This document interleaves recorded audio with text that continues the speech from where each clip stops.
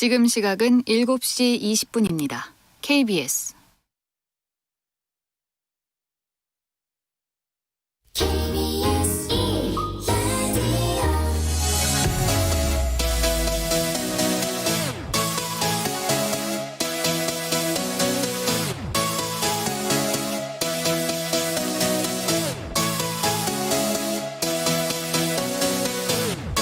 KBS 열린 토론.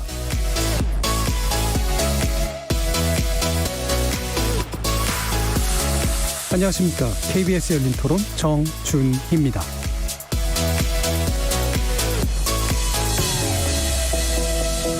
KBS 열린 토론, 오늘은 정치의 재구성으로 여러분을 만납니다. 직무에서 배제된 윤석열 검찰총장의 잠정 복귀 여부를 다투는 신문이 오늘 서울행정법원에서 진행됐습니다. 집행정지신문에는 당사자가 직접 출석할 의무가 없어서인지 윤 총장과 추 장관은 이날 법정에 모습을 드러내지 않았는데요. 재판부는 사안의 중대성을 고려해 내일까지는 결론을 내릴 거라고 합니다. 다른 한편 윤 총장에 대한 법무부 감찰 및 징계 청구의 적정성을 판단하는 감찰위원회가 내일 열릴 예정이고, 그 다음 날엔 법무부가 징계위원회를 열어 윤 총장에 대한 징계 수위를 결정할 거라고 하는데요. 면직이나 해임 결정이 날 경우 윤 총장이 향후 어떤 행보를 보일 것인가 관심이 모아집니다. 정치의 재구성 패널들과 함께 여야 각 당의 입장 들어보겠습니다. 이어지는 2부에서는 2021년도 예산안에 관련된 논의를 진행해봅니다. 내년도 예산안 법정 처리 시한이 이틀 앞으로 다가왔지만 3차 재난지원금 재원 마련 방식 등에 대한 여야 입장차가 커서 시한 내 처리가 불투명한 상황이기 때문이죠.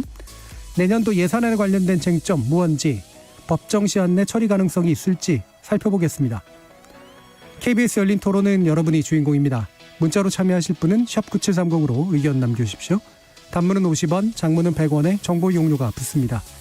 KBS 모바일 콩, 트위터 계정 KBS 오픈, 그리고 유튜브를 통해서도 무료로 참여하실 수 있습니다. 시민 논객 여러분의 날카로운 의견과 뜨거운 참여 기다리겠습니다. KBS 열린 토론 지금부터 출발합니다. 살아있습니다. 토론이 살아있습니다. 살아있는 토론, KBS 열린 토론. 토론은 라디오가 진짜입니다. 진짜 토론, KBS 열린 토론.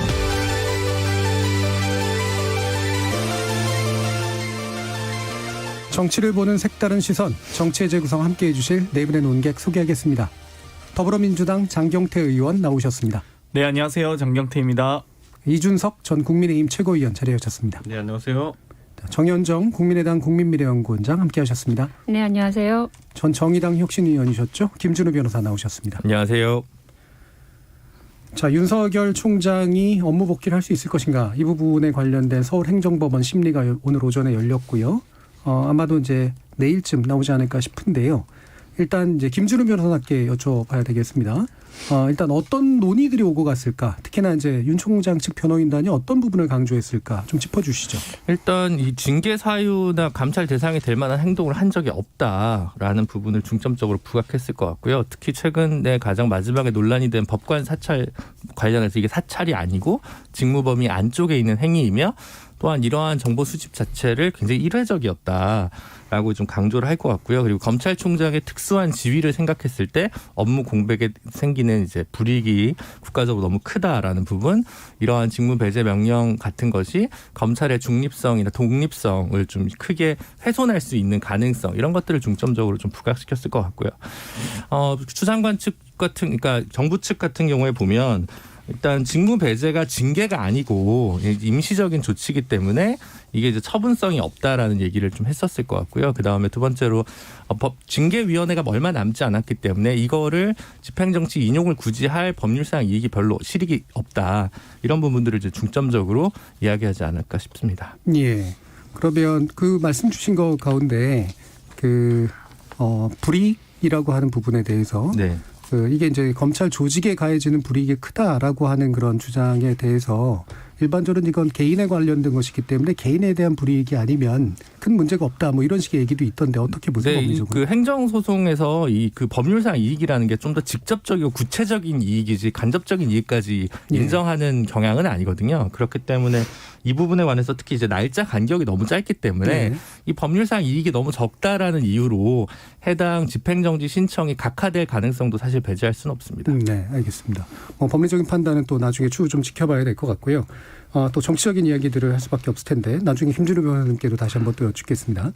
자, 장경태 위원께 일단 여쭐게 여당의 지금 입장은 신속한 징계입니다. 예. 어떤 배경에서 이런 이야기를 하고 계신지를 말씀 좀 주시죠. 아무래도 부인의 주가 조작 사건을 뭐 예를 들면 제대로 수사를 하지 않았다든지 예를 들면 조국 장관에 대한 수사를 뭐 50여 명 이상의 수사 인력이라든지 100여 차례가 달하는 어떤 압수수색 과정들, 그러니까 실질적인 정치 행위를 했던 거죠. 대통령의 인사권에 이 저항을 하셨고 또 결국에는 이 파도 죄가 나오지 않으면 판사까지 사찰하는 전두환급 발상을 했다라고까지 보여지는데요. 이런 모든 것들이 사실 이 기존의 이 검찰 개혁, 딱 윤석열 총장에게 바랬던 건 딱 그런 것 같습니다. 검찰 개혁을 해라. 검찰 스스로의 자정작용을 할 수 있는 기회를 준 것이거든요. 가장 좋은 거죠. 외부로부터의 어떤 자극과 반응보다는 스스로 정화되길 바랬는데 너무 사실 좀 큰 기대를 했던 것 같고요. 스스로 좀 정하지 않고 사람에게 충성하지 않는다고 해서 봤더니 검찰 조직에게만 충성하는 분이었다라고 판단하기 때문에 더 이상의 소위 직무를 이행할 수 있는 상태에 있는 아닌 것 같다 이런 생각을 하는 것 같습니다. 다들. 그래서 그런 부분에 대해서 이제 본인이 스스로 이 마지막 사실 이 좀 뭐랄까 최소한의 이 명예마저 실추시킬 것인지 아니면 스스로 그동안의 어떤 과오를 모두 다 또 짊어지고 반성하는 모습을 보일지는 뭐 본인의 몫이라고 봅니다. 예, 그 배경에 대해서는 뭐 지금까지만 얘기됐던 거니까 알겠는데 신속한 징계라고 하는 게 감찰위원회 거치고 그다음에 징계위원회를 소집해서 아까 말씀 나왔었던 해임이라든가 이런 어떤 조치를 빨리 취하는 게 맞다 이렇게 보시는 건가요? 뭐 일단 법무부의 징계위원회의 권한이기 때문에 네. 뭐 저희가 그거에 대해서 왈가왈가 할 수는 없지만 일단 기본적으로 이 소위 검찰총장이 법무부 장관에게 사실 저항하는 것 자체가 뭐 제가 누차 얘기하지만 경찰청장이 행안부 장관의 지휘를 받지 않는다든지 육군참모총장이 국방부 장관의 지휘를 받지 않는다면 엄청난 문제겠죠 사실.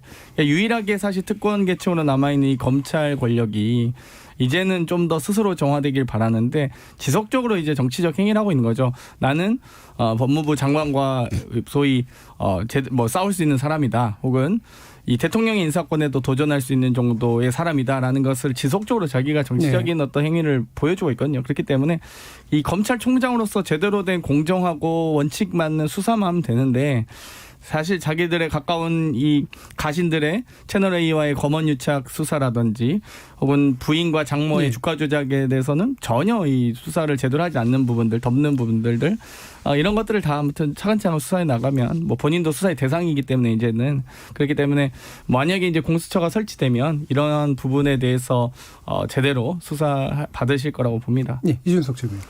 저는 뭐 윤석열 총장에 대한 이 여권의 저런 의혹 제기들을 예. 뭐 동의하는 부분이 거의 하나도 없는데 만약 다 받아들인다 하더라도 큰 예. 문제입니다. 예를 들어서 기본적으로 윤석열 총장의 부인과 어쨌든 장모에 대한 건으로 여기에 대해서 정치 쟁점을 하는 것은 노무현 대통령께서 하셨던 아내를 버리란 말입니까의 정면에 배치되는 연좌를 다 시도하겠다는 것이고요. 공직자제에서.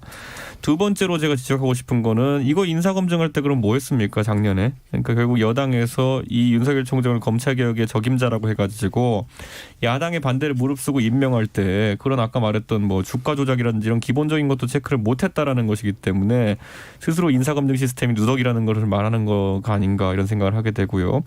저는 그리고 조국 장관 사태를 자꾸 얘기하지만 조국 장관 사태 때 대통령께서 남긴 한마디가 있습니다. 모든 인사에 있어서 의혹만으로 사람을 사퇴시키지는 않는다라고 했는데 지금 검찰총장에 제기된 각종 의혹들에 대해 가지고 추미애 장관이 제대로 된 논증의 근거를 대지 못하고 있는 상황 속에서 의혹만으로 사람을 사퇴시키는 정도가 아니라 쫓아내는 것이 맞는지 이런 것들을 따져봐야 되고요. 저는 이제 이번에 이 추미애 장관이 했던 이 직무정지라고 하는 것은 두 가지의 측면이 있다. 저는 이렇게 보는 게 저는 이게 실제로 잘못했느냐 여부도 있지만은 이게 직무정지를 시킬 정도로 그렇게 시급한 사안이고 윤석열 총장에게 책임이 귀속되는 것이냐 이런 거예요. 기본적으로 예를 들어 윤석열 총장이 지시했느냐 여부도 중요하지만은 지시를 했다 그랬을 때 어떤 지시를 했냐도 굉장히 중요합니다. 예를 들어 박근혜 정부의 블랙리스트 사건, 예술인에 대해 가지고 성향에 따라 가지고 분류 문건을 만들고 그에 따라 가지고 불이익을 주는 것에 대해 가지고 기억하시는지 모르겠지만은 김기춘, 박근혜, 조윤선 등 여권에서 지목했던 핵심 피의자들에게 그 혐의에 대해 가지고는 무죄 취지의 파기환송이 다 됐어요. 왜냐? 그다음에 나중에 위증 같은 걸로 이제 전부 다 이제 유죄 판결 받은 거거든요. 왜냐? 그만큼 그 직권남용이라는 것이 문턱이 굉장히 높기 때문이거든요. 근데 윤석열 총장이 그러면 그 문서를 만들라고 지시한 것이 그러면은 그냥 예를 들어 공판 검사들 지원해라 이 정도 얘기했는데 부하 직원이 잘못 만든 것인지 아니면 애초에 지시할 때 야 판사들 뒤를 캐라 이렇게 얘기한 것인지 뭐 이런 것도 제대로 지금 국민들한테 소명이 안 된 상태거든요. 그렇기 때문에 뭐가 급해가지고 이렇게 직무정지까지 시키느냐 이걸 설명 제대로 못 하잖아요. 그럼 야당은 계속 의혹과 음모론을 제기할 수밖에 없죠. 오늘 뭐 언론에서 나왔던 것처럼 하필이면 왜 직무정지 시킨 시기가 원전 수사 관련해가지고 핵심 관계자들에게 구속영장을 때리려고 하는 순간에 직전에 왜 이런 일이 발생했느냐 뭐 이런 것들 앞으로 네. 저희가 따져 묻겠죠. 그러니까 저는 추미애 장관께서 좀 설명을 해주셨으면 좋겠습니다. 도대체 이 직무정지를 하기까지의 그 사고 과정 자체를. 왜냐 전 6가지 백화점식 그런 감찰 사안을 발표한 것도 믿기지가 않는 게 진짜 사찰을 했다고 생각하고 그에 대해서 정확한 증거와 논리관계 설명할 수 있다면은 그거 하나만 해도 차고 넘치거든요. 그런데 뭔가 제가 봤을 때는 부족하니까 6개를 백화점식으로 들고 나온 거 아니냐. 예. 지금 와서도 왜냐. 과거 채널A 검언 유착건도 아까 얘기했지만은 그것도 증거가 차고 넘친다더니만은 결국 3달이 되도록 기소도 못하고 있어요. 윤석열 총장 건도 지금 혹자든 이렇게 얘기합니다. 아무리 그래도 법무부 장관인데 뭐라도 있으니까 그랬겠지라고 하는데 채널A 때는 뭐라도 있겠지 하면서 기다려줬더니만은 3달째 아무것도 안 나오고 있습니다. 네. 그런 것처럼 이번에도 뭐라도 있겠지 마냥 기다려줄 게 아니라 본인이 한번 추 장관이 증명하는 게 중요할 것 같습니다. 예, 일단 대략 요약하면은 가족 문제로 연좌적인 성격을 가지고 있다. 인사검증 시기에 왜 못 걸러냈냐. 만약에 사실이라고 하더라도. 왜 의혹만으로 지금 처벌하려고 하느냐.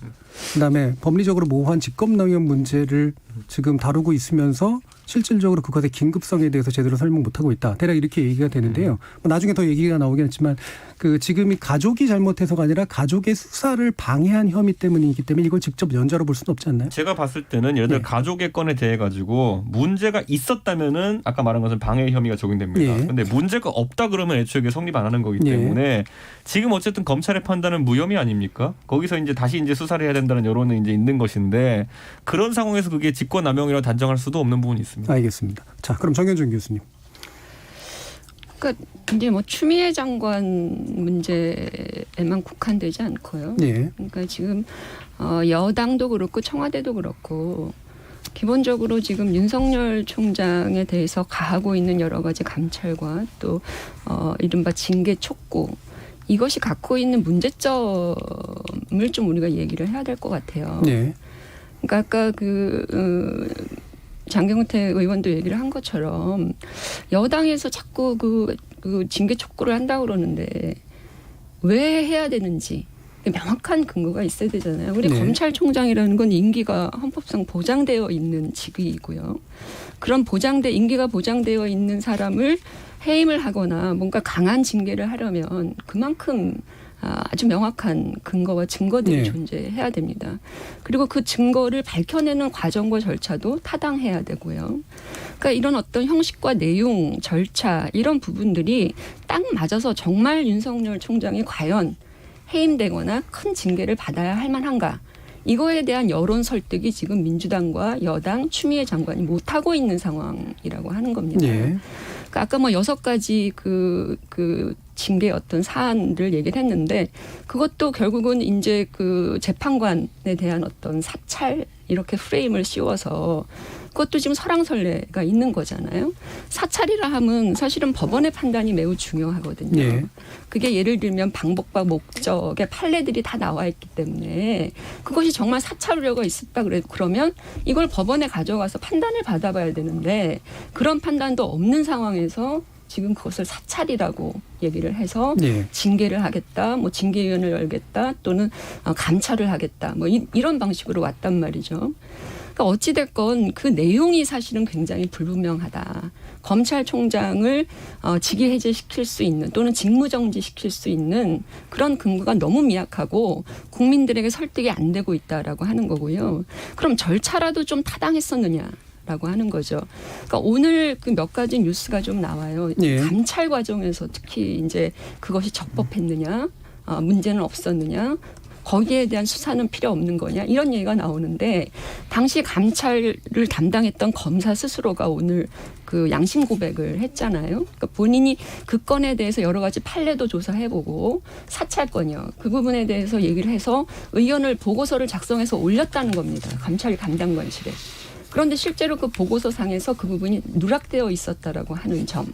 그리고 또 하나는 검찰국장이 그 대검에 일종의 그 압수수색을 하기 전에 전화를 걸어서 일종의 수사지휘할 수 없는데 그런 부분에 대한 어떤 수사지휘 비슷한 행위를 했다라고 하는 점. 그러니까 이런 것들이 이번에 윤석열 총장에 대한 감찰 과정에서 어떻게든 고백으로든 내용으로든 나와 있는 것이거든요. 그러니까 절차는 과연 타당했느냐? 그렇지도 않다라는 겁니다. 네. 그렇다면 내용과 절차 모두 다 실제적으로는 의미 없는 그런 상황이 돼버렸고 이것을 지금 나라 전체가 흔들릴 정도로 가져가는 이 문제, 이 혼란 이런 부분들에 대한 책임이 분명히 있다고 보여지고요.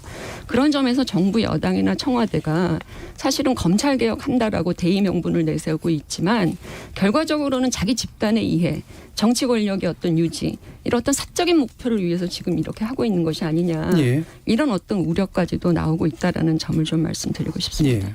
그럼 뭐 대부분의 이야기들은 이제 뭐 충분히 전달이 된 것 같고요.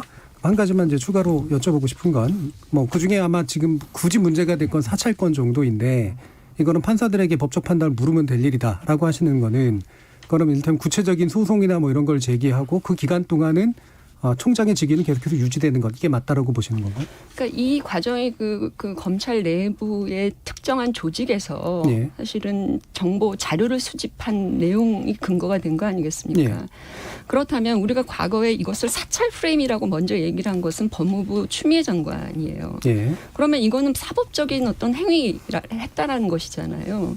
그렇다면 이것에 대한 기본적인 판단은 사법부의 판단으로 나와 있는 판례들이 있어요.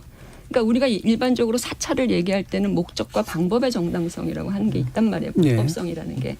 그냥 누가 봐도 거기에 해당되지 않아요. 근데 이것을 가지고 사찰 프레임을 냈다라고 하는 것은 이건 법원 가서 결국은 다퉈야 되는 부분인데 그것을 근거로 해서 감찰을 하고 또 징계까지 가는 이런 상황들이 지금 벌어지고 있는 거잖아요. 그런 상황에서 사찰에 대한 정의가 실제로 법적으로 문제가 있는 사찰 정의가 이미 법원에 나와 있는 것이기 때문에 저는 법원의 판단이 먼저 해야 된다고. 그리고 이게 문제가 있었으면 검찰 내부에서 그 누구의 그러니까 법원의 판단을 이끌어내는 절차가 어떻게 되는 게 옳다라고 생각하시는지 여쭌 거거든요. 법원의 판단은 어쨌든 그 검찰 쪽에서 서를 제기하는 것이죠. 예. 이 부분에 대해서. 근데 이게 2월에 지금 문제 제기가 됐었는데 검찰 내부에서는 아무런 문제 없다라고 넘어간 부분이에요. 절차상 문제가 있고 하자가 있었다라고 하면 이미 내부에서 그것은 소송을 걸었던 예. 어떤 형태로는 했었어야 되는 거죠. 근데 지금 와서 이게 지금 부각이 된 문제가 있단 말이죠. 알겠습니다. 예.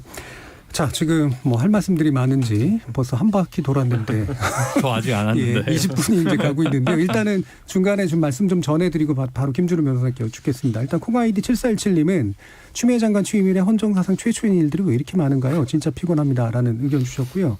유튜브 청취자이신 오늘도 한자님은 현직 검찰총장의 부인과 장모가 비리에 연루되고 심지어 장모는 기소까지 됐는데 그 수사 최고 책임자인 총장이 그냥 자리를 유지하는 게 말이 됩니까? 라는 그런 또 의견도 주셨습니다. 그리고 콩아이디 3699님은 징계 사유 명확하니까 지휘권자가 직무 배제한 거 아닌가요? 상하관계 개인적인 감정 대립은 아닌 것 같습니다라는 의견도 주셨고요. 자, 김준우 변호사님 오래 기다리셨습니다. 정 교수님 얘기에 조금 어폐가 있는 것 같은데요. 저는 그러니까 형사처벌 이제 대법원까지 판결이 나야만 징계할 수 있는 건 아니고 또 형사처벌 대상이 아니더라도 징계는 받을 수도 있습니다. 그렇기 때문에 이제 그건 좀 다른 것 같고요. 그래서 그 이정화 검사가 보고했다는 것도 권리남용 행사 방해죄에 해당하지 않는다라는 보고서를 올리는 게 징계 가능성이 제로다의 이음 동의어는 아니거든요.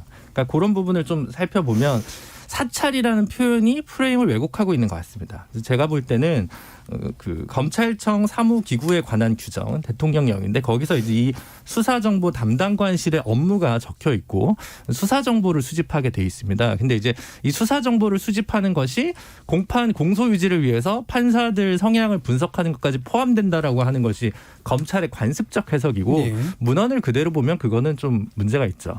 그래서 이 부분과 관련해서 얼마나 이런 관행이 좀 나쁜 관행이 지속되어 있는지는 좀 조사가 필요한 부분이라고 생각을 하고요. 예. 다만 조금 더 조사나 감찰을 거친 다음에 직무정지를 하든 징계위원회를 열든 좀 했어야 되는데 너무 이게 호흡이 빠르다 보니까 국민적으로도 뭔가 정치적인 그 반대파를 쳐내기 위한 무리한 수가 아니냐는 해석을 스스로 좀 자초한 면이 예. 법무부 측에 좀 있다고 저는 생각이 들고요. 특히 이제 검찰총장이라는 직위가 가져야 될 중립성 그리고 독립성 보장의 취지에 보면 요 지금 드러난 짧은 조사와 혐의만으로 즉각적으로 바로 직무배제, 직무정지 명령까지 갔어야 되냐에 대해서는 저는 좀 물음표가 있습니다. 다만 그럼에도 불구하고 이제 징계위원회가 빨리 열리기 때문에 이 부분과 관련해서 뭐 집행정지 신청이 반드시 인용될 거라고 저는 생각하지는 않지만 어쨌든 그 부분에 있어서 조금 과했다라는 부분은 추 장관 측이 과했다는 생각이 들고요. 그럼에도 불구하고 이 수사정보 그러니까 사찰이 뭐 도청하고 미행하고 있는 그런 사찰 프레임 말고 지금 있는 수준으로도 저는 충분히 문제라고 생각을 하고요. 네. 그래서 그 부분은 조사를 더 해서 필요하면 징계를 하는 부분이 필요하다고 생각을 합니다. 다만 이제 근데 과연 이제 이걸 가지고 해임을 할 수 있느냐에 예.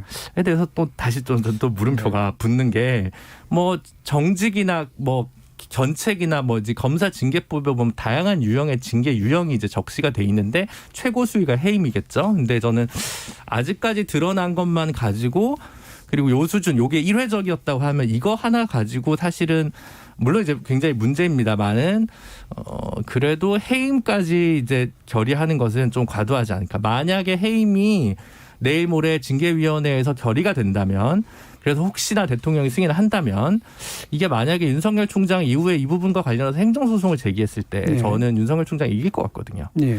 다만 이제 그 시기는 되게 오래 걸리겠죠. 예. 99년에 심재륜 고검장이 그때 부당 면직 관련해서 소송을 다퉈서 결국 나중에 복직을 했는데 소송하는 과정에서 한 2년 6개월인가 정도 걸렸었어요. 그래서 이제 그렇긴 합니다. 근데 어쨌든 제가 볼 때 그런 면에서 봤을 때 이 부분을 징계위원회에서 이제 스스로 제적 기필하죠. 법무부 장관이 원래 징계위원인데 이게 청구권자이기 때문에 이번에는 징계위원회에 못 들어가고 징계위원들이 저기 판단을 하실 텐데 제가 생각했을 때 이게 해임을 만약에 정말로 결의를 한다면 그건 굉장히 자충수가 될 것이다라는 생각입니다. 예. 아니, 아까 말씀하신 그 사찰 문제는 결국은 그게 그렇게 어마한 재판부까지 가서 판단을 받아봐야 할 굉장히 그 법적으로 중재적인 그런 내용을 갖고 있기 때문에 그 사찰 프레임을 먼저 얘기한 것은 법무부와 추미애 장관이었다고 하는 점이고요.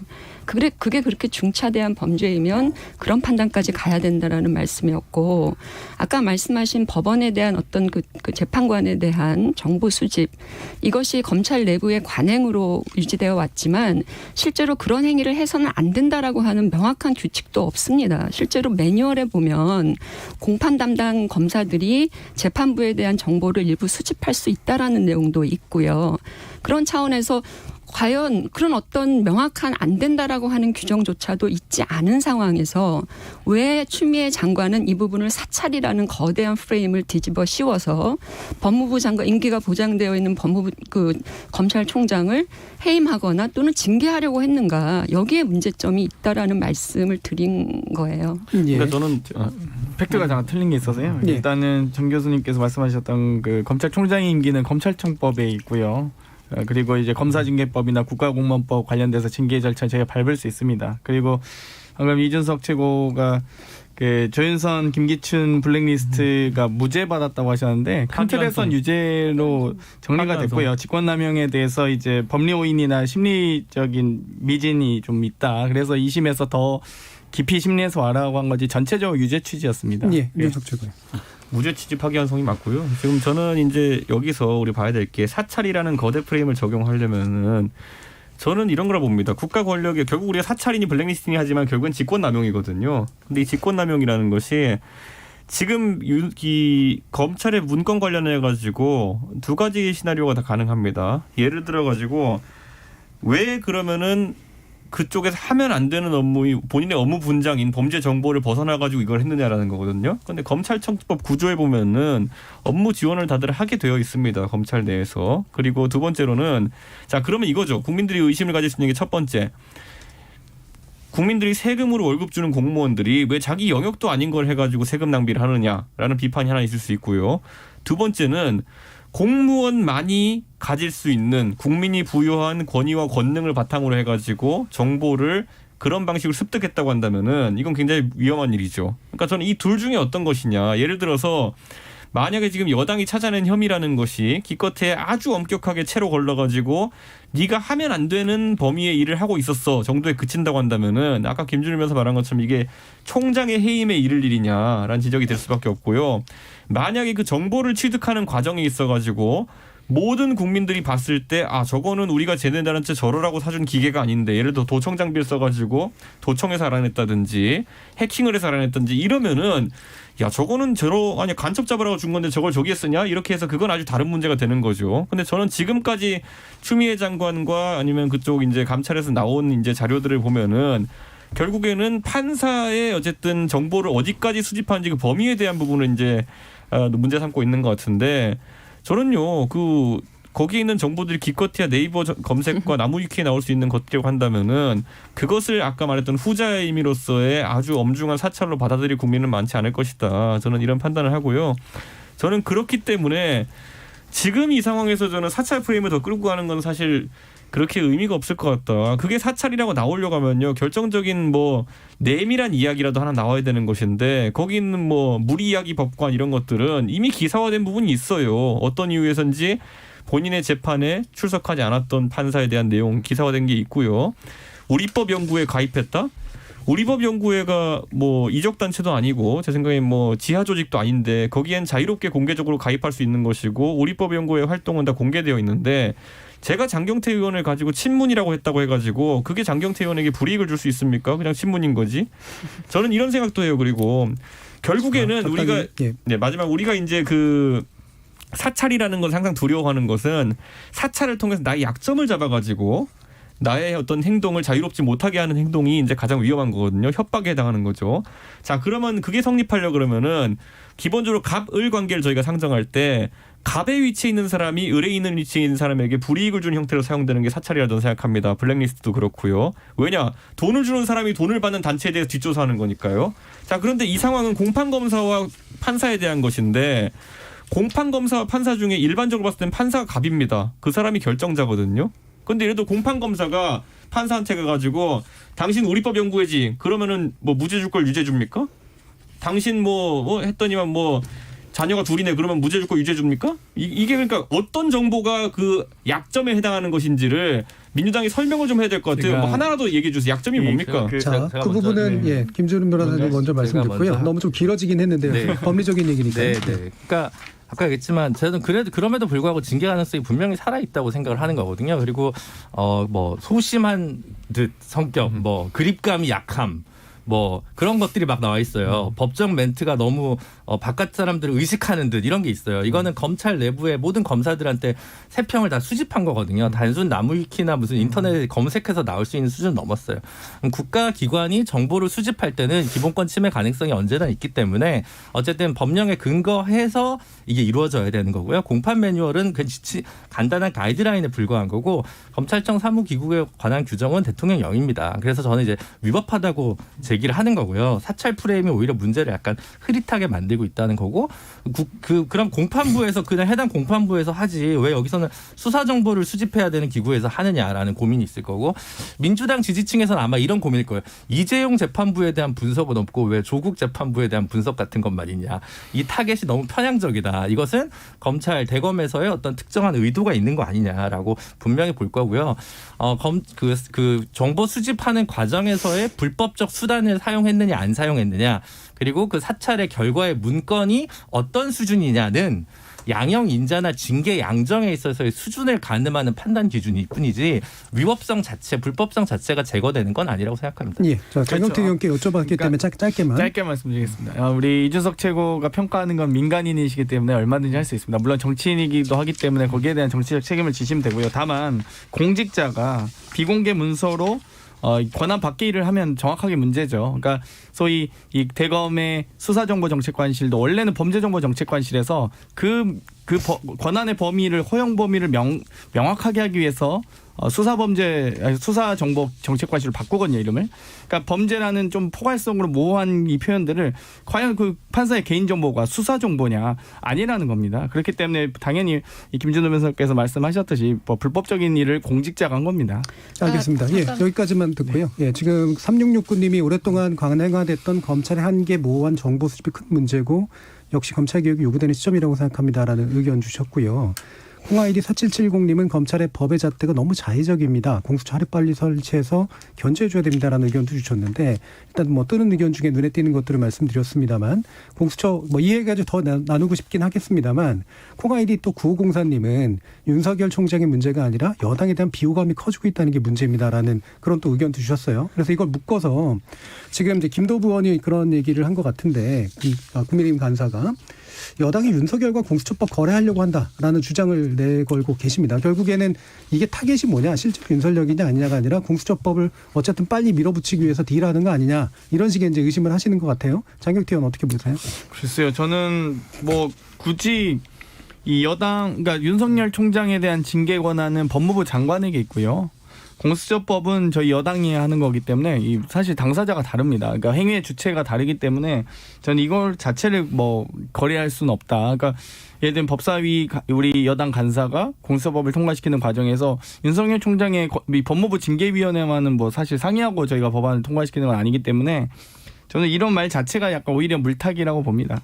예, 그러니까 국민의힘은 사실은 그 윤석열 총장에 대한 뭐 정치적 지지를 하고 있는 게 아니다. 다만 이제 현대 정부가 너무 지나친 일들을 하기 때문이다라는 그런 약간 모호한 이야기들을 좀 많이 해주셨는데 지금 이야기는 정치적 딜이 가능하게 하는 것처럼 얘기가 되고 있단 말이에요. 저도 뭐 전 정치적 딜의 대상이 아니다 이렇게 보는 것이 윤석열 총장은 우리가 뭐 예를 들어 윤석열 총장을 그럼 딜해서 그러니까 공수처 포기하면 윤석열 총장을 뭐 묶어서 넘기는 겁니까 저희가? 무슨 뭐 삼국지에 나오는 것도 아니고 이게 그 계략처럼 되는 것도 아니고. 저는 그거는 이제 김도부 의원이 어쨌든 지금 이렇게 너무 급작스럽게 추진하고 네. 이것이 공수처를 빨리 해야 되는 이유다라는 이제 약간 좀 개연성이 떨어지는 얘기를 하다 보니까 이게 이제 계속 나오는 이야기인데 저는 모르겠습니다. 이게 앞으로 그 어떤 국면이 전개될지 앞으로 이번 주 한 주가 굉장히 고비일 것 같은데 저는 여당도 아주 속도감 있게 이걸 추진하기는 어려운 부분이 있을 것이다라는 것이 아까 말했던 건 법리적으로 이제 굉장히 모호한 지점들도 많고 두 번째로는 이미 그 정치적 후폭풍이 상당히 예고가 돼 있는 상황이거든요. 그렇기 때문에 저는 여당도 이제 그런 숨고르기라는 국면이 좀 오지 않을까 그런 생각을 합니다. 예, 정현정 교수님. 글쎄요, 그거는 이제 어떤 정치적인 수사일 거예요. 네. 아마 김도우 의원 같은 경우에는 어떻게든 지금의 여당과 원내 협의를 해야 되고 필요한 경우에는 사실은 뭐 대립도 해야 되는 상황이기 때문에 일종의 뭐 그 타협과 대화의 지점으로 뭐 스스로 제기한 것일 수도 있겠다 네. 그런 생각이 들어요. 근데 일반적으로 봤을 때 이 문제는 이미 선을 넘었죠. 공수처 문제하고 윤석열 총장의 문제를 같이 가져간다라고 하는 것은 선을 넘었다라는 것이고 저는 어떤 형태로든 이 부분에 대해서는 아까 말씀드린 것처럼 감찰과 징계에 대한 그런 여러 가지 부분들에 대해서는 명확한 조사가 있어야 된다라고 예. 생각을 해요. 오히려 그래서 왜 나는 국정조사 이 부분이 이렇게 가라앉았는지 모르겠어요. 특히 야당 국민의힘이 국정조사를 강하게 요청을 하고 있는데도 뭐 그 이낙연 대표 원래 하겠다고 하셨잖아요. 윤석열 국정조사 하자고. 근데 이게 지금 가라앉아 있단 말이에요. 그렇다면 우리 아까 뭐 그 김준호 변호사랑도 여러 가지 사랑 설계를 했지만 뭐 검찰 개혁 그렇게 중요하게 보면 검찰의 나쁜 관행이 뭔지 그리고 이런 일은 왜 벌어졌는지 그리고 이건 어떻게 다루어졌는지 정부 내부에서 그것에 대한 어떤 국민적 의심이 있기 때문에 저는 국정조사가 오히려 중요한 문제가 되지 않겠나 그렇게 보고요. 예. 제발 좀 그 국민의힘도 그렇고 이낙연 대표도 그렇고 말한 대로 좀 책임을 졌으면 좋겠습니다. 아니, 그 정무수석 저희가 만나러 갔는데 조기 축구 하셨대잖아요. 자, 그 안철수 대표 얘기까지 좀 해주시죠. 지금 이제 여야 대표 회동 제안했는데 여야 대표 회동을 해도 안철수 대표가 들어가실 가능성이 높진 않을 것 같거든요. 어떻게 보세요? 그 안철수 대표는 사실은 뭐 대상이 본인이 되어서 들어가야 된다 해서 한 게 예. 아니라요. 지금의 이 정국이 사실은 그 민주적이냐, 문재인 정부가 과연 민주적이냐라는 질문을 던집니다. 그러니까 우리가 법치가 지금 어떻게 몰락하고 있는지 이거에 대한 어떤 위기의식도 있고, 그리고 여러 가지 비민주적인 요소들 같은 부분들에 대해서 문제제기를 하고, 특히 180석을 갖고 있는 정부 여당의 이런 그 뭐라 그럴까요? 이 타협 없고 막무가내식의 어떤 그런 국정 운영, 이런 부분들에 대해서 상당한 위기의식을 갖고 있다라는 것이고요. 그러려면 문재인 대통령이 추미애 장관이나 여당 뒤에 숨지 말고 밖으로 나와라. 밖으로 나와서 대화해라라는 것이고, 그 대상은 야당의 대표들이거나 야당이다라는 말씀을 드린 거고요. 예. 뭐 안철수 대표가 대표로 문재인 가겠다 뭐 이런 대통령과 부분 야당의 대표가 만나는 그 판을 그렇습니다. 생각하시는 그래서 지금 건가요? 전국에 대한 문제들을 논의할 필요가 있고요. 그리고 형식적인 어떤 뭐 영수회담 이런 거 말고 지금 이걸 어떻게 가져가는 것이 맞는지에 대해서 야당의 의견을 좀 듣고 얘기를 나누고 하루빨리 수습을 해야 된다라는 그런 차원에서 말씀을 예. 드린 거죠. 예. 제발 숨지 말라는 겁니다, 대통령. 김준우 의원님. 그 이제 대통령의 침묵이 길어지고 있고 거기에 대한 비판은 이제 여기저기서 많이 나오고 있죠. 근데 이제 징계위원회가 법무부 징계위원회가 2일날 열리면 견책이 나올 거라고 생각하시는 분은 없는 것 같아요. 그죠? 견책 이상이 나오면 아마 이건 대통령 승인 사항이 될 겁니다. 그러니까 이제 좋든 싫든 그동안 인내하고 있던 대통령께서 뭔가 이제 결단을 하셔야 되고, 거기서 이제 다시 뭐 정치가 재개되거나 다른 논점으로 넘어갈 것 같거든요. 그래서 시일상 저도 뭐 여야 대표가 자주 만나거나 대통령과 여야 대표들이 자주 만나는 건 되게 중요한 일이라고 생각하는데, 이제 이 문제와 관련해서는 지금 조금 그렇다고 해서 뭐 여야가 만나서 징계위원회의 독립성을 침해할 수도 없는 노릇이고, 결국 지금 주사위는 이미 던져진 상황에서 대통령께서 징계위원회의 징계 수준에 관해서 어떻게 판단할 건지 거기에 대해서 거기가 중요한 것 같은데요. 저는 뭐 고언을 하자면 이거는 아무리 그래도 현재까지 드러난 바에 따르면 윤석열 총장의 임기를 중도 사퇴시킬 만한 것까지 이르지는 못했다고 좀 생각을 하고요. 예. 그래서 근데 이제 예를 들어 그래서 이제 저같이 중간항을 잘 타는 사람들은 이제 정직 3개월 내지 6개월 정도가 나오면 이후에 국면이 어떻게 흘러갈까 이런 거를 저는 혼자 고민을 하는데, 다른 분들은 전부 다 해임 결의안이 나올 것이다라는 그쪽에 좀 배팅을 하시는 것 같아서 예. 제가 소수파인가 역시 소수정당 지지자인가 이런 생각을 좀 많이 하거든요. 근데 징계를 만약 한다면 그 정도 수위 정도가 적정하지 않을까, 정직 3개월 이 정도라고 좀 생각을 하고요. 그 정도면 대통령이 승인하시지 않을까. 하지만 해임안이 나오면 대통령이 이거는 불승인해야 된다. 저는 그렇게 봅니다. 정의당은 네. 아직까지 민주당이 무엇이든 할 수 있는 정당이라는 걸 못 깨달았군요. 법리적 판단하고 정치적 판단이 지금 두 가지가 섞여서 이제 얘기를 네. 해주셨어요. 예. 네. 자, 장경태 의원도 말씀드렸죠. 일단 저는 어찌됐건 검찰총장으로서 이미 공직자 윤리나 품위를 훼손했다고 보기 때문에 이 부분에 대해서는 충분히 이제 법무부 징계위원회가 판단할 텐데, 저 개인적으로는 아마 이 파면이나 해임 같은 것보다는 면직 정도로 한 단계 낮은 걸로 하지 않을까 이런 생각이, 최고 징계보다는 뭐 두 번째 정도 하지 않을까 이런 예상이 되고요. 어찌됐건 이 검찰총장으로서의 이 직무는 수행하기 어렵다라고 다들 보고 있는 것 같습니다. 예, 이준석 장관. 저는 뭐 지금 상황에서 어떤 징계를 선택한다 하더라도 여당은 곤란한 상황이다. 최고 수준의 징계, 예를 들어 파면 이상의 것을 한다고 하더라도 저는 사실 그 후폭풍에 따른 결국엔 정치적 윤석열의 부상을 막기가 참 어려울 것이고, 그 이하로 가게 된다면은 예를 들어 뭐 감봉 이런 건 말도 안 되는 건데 그런 게 나온다고 하면은 저는 이제 조소를 받을 겁니다. 그렇다면 그 정도 건을 가지고 지금 이렇게 큰 어떤 국가적 분란을 초래한 것에 대해 가지고 누군가 책임져야 되는 거거든요. 저는 이번에 윤석열 총장이 그래서 이제 결국에는 그래도 칼을 뽑았으면 무라도 썰자라는 느낌으로 해임에 해당한 조치를 이제 의결할 것 같은데, 그 다음 단계로 이제 추미애 장관이 전략적 승부수를 던질 수 있는 것이 윤석열 총장의 해임이 결정되는 순간 본인이 직을 던져버리는 방법이 있습니다.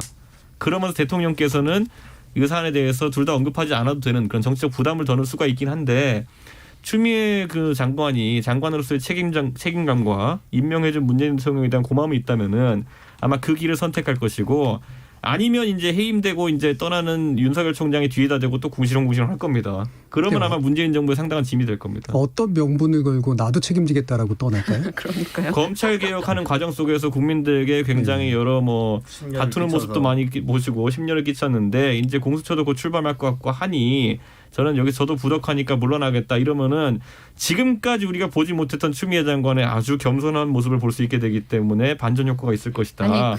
하지만 저는 만약에 지금 제가 여기서 예측을 하라고 하면은 분명히 추미애 장관은 뒤에서 궁시렁궁시렁 할 겁니다. 그 심려를 끼쳐서라고 하는 것은 뭐 굉장히 오래전에 이미 심려를 끼쳐왔기 때문에 이제 와서 그래서 궁시렁궁시렁 할 거라니까요. 이제 또. 와서 그걸 뭐 정의를 바로 세웠다니 또 이런 얘기 할 거예요, 보면. 추미애 장관이 직위를 던진다는 얘기는 윤석열의 징계의 절차와 결과가 사실은 잘못된 것이다라고 하는 잘못된 메시지를 또 줄 수도 있는 거기 때문에 그렇게 책임감이 없이 직위를 던져야 할 만큼 그걸 그만두는 것은 뭐 저는 그 선택지는 선택하지 않을 것이다라는 생각이고요. 대통령이 과연 지금 둘 간의 갈등으로 놓고 실제로는 그 갈등의 그 양상들을 일단 관조하다가 본인이 어떤 처분을 해야 될 그 시기가 오면 입장 표명을 하는 이런 절차로 가고 있는 거냐. 그렇지 않다. 그렇게 보고 있어요. 추미애 장관이 이렇게 할 수 있는 것은 기본적으로 문재인 대통령이 갖고 있는 입장이 많이 반영이 된 것이죠. 오늘 보세요. 오늘 그 수석보좌관 회의를 통해서 문재인 대통령 최초의 언급이 나왔는데 이것도 지금 어떻게 보고 있느냐. 검찰이 실제로 개혁 대상인 검찰이 조직의 이기주의를 벗지 못하고 사실은 저항하고 있는 것이다라는 그런 규정을 다시 하게 돼요. 그럼 결국은 지금 윤석열과 관련되는 여러 가지 문제들, 그리고 오늘 일선 검사들과 검사장들의 어떤 그 의견서, 반대 의견서 이런 것들이 검찰 개혁을 지금 막아서는 일종의 그 검찰 이기주의로 보고 있다는 겁니다. 그렇다면 뭐가 다르냐? 추미애 장관도 검찰총장 검찰 개혁에 조응하지 않고 검찰의 잘못된 관행을 때려잡는 과정이다. 이런 방식으로 계속 검찰 개혁과 연동해서 가고 있는 거잖아요. 그렇다면 문재인 대통령은 최소한 지금의 이 모든 절차들이 검찰 개혁이라고 하는 그 명분과 궤를 같이 하고 있다라고 인정을 해주고 있는 상황이란 말이에요. 그렇다면 저는 밖에 나와서 말씀을 하시지 않았을 뿐 이미 입장은 정해져 있다라는 것이고요. 그 결과는 실제로 어떤 방식으로 이게 앞으로 전국을 치고 나갈지 모르겠으나 여당에 그닥 도움이 되는 것 같아 보이진 않아요. 이미 해임이 되더라도 기본적으로 이것은 상당한 정치적 쟁점이 될 것이기 알겠습니다. 때문이죠. 예, 여기까지만 하죠. 예, 추미애 법무부 장관에 이어서 직무 배제된 윤석열 검찰총장 향후 거치가 어떻게 될지 이번 주 여러 가지 면모로 주목이 되고 있는데요. 관련 현안에 대한 여야 입장 간략히나마 살펴봤고요. 이어지는 2부에서는 내년도 예산안 관련 쟁점들 자세히 짚어보도록 하겠습니다. 지금 여러분께서는 KBS 열린 토론과 함께하고 계십니다. 살아있습니다. 토론이 살아있습니다. 살아있는 토론, KBS 열린 토론. 토론은 라디오가 진짜입니다. 진짜 토론, KBS 열린 토론. KBS 열린 토론 월요일 코너 정치의 재구성 함께